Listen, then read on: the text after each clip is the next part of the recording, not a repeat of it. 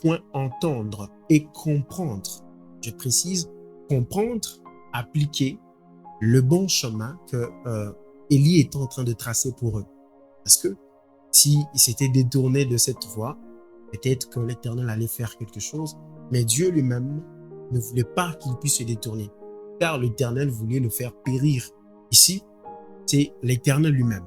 Il s'est dit, bon, ces enfants, ils n'ont pas écouté, je vais le faire mourir. C'est l'Éternel qui a tranché. Et quand l'Éternel tranche, c'est fini. Il va endurcir votre cœur pour que sa volonté puisse s'accomplir. Souvenez-vous de l'histoire de Moïse et Pharaon. Dieu avait endurci le cœur de Pharaon afin que sa gloire puisse s'éclater. C'était ça l'objectif. Et ici, l'objectif, c'était de faire mourir les enfants. C'était que la sentence de Dieu était déjà prononcée par lui-même. Et les carottes étaient déjà cuites. Alors, heureusement, nous sommes au temps de la grâce. Dieu ne nous juge pas par rapport à nos actes. Dieu a pitié de nous, Dieu nous fait grâce.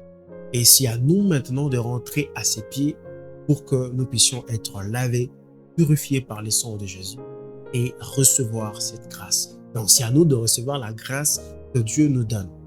Alors, si on veut rentrer dans notre texte principal, on comprend que l'ennemi veut nous faire du mal. L'ennemi veut écourter nos vies. L'ennemi veut nous détruire. Il veut détruire la vie des enfants de Dieu. Il rôde comme un lion.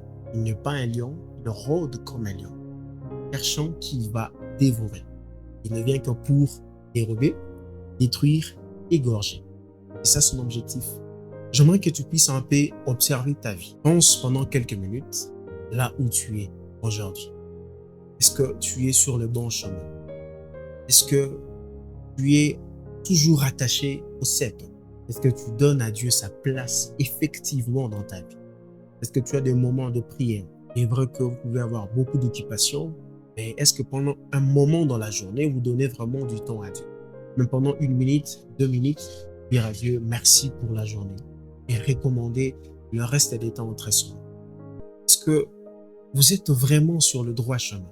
Si ce n'est pas le cas, alors j'aimerais vous dire que vous êtes en danger. Vous devez revenir au pied de Jésus. Vous devez comprendre qu'il est temps que vous puissiez être dans sa présence parce que l'ennemi va frapper. Et lui, l'ennemi, il frappe quand il voit que vous laissez une brèche. Il ne frappe pas n'importe comment.